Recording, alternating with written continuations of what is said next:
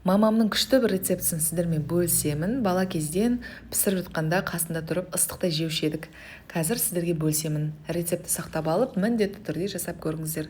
Жылы суға құм, шекер, тұз, ашытқыны салып, жақсылап араластырамыз. Сұйық май құямыз, араластырып, үстінен електен өткен ұнды салып, қамыр илейміз. Қамыр қолға жабысатын жұмсақ болады. Сол кезде біз осындай қасына жылы су дайындап қойып, қолымызды жылы суға малып, осылай қамырды илеп шығамыз. Бетін жауып, жылы жерге көтерілгенше қоямыз. Міне осылай қамыр күшті болып көтеріледі. Онымен жұмыс жасаймыз, өйткені қамыр қолға жабысатын болады.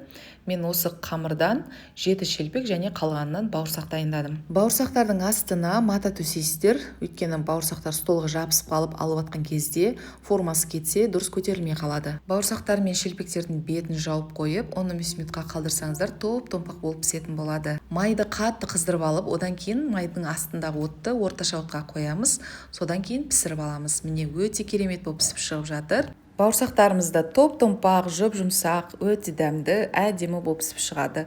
Видео ұнаса, видеоға лайк басып, жақындарыңызбен бөлісіп, пайдалы парақшама тіркеліп алыңыздар. Сіздермен болған мен Нағима, ас болсын.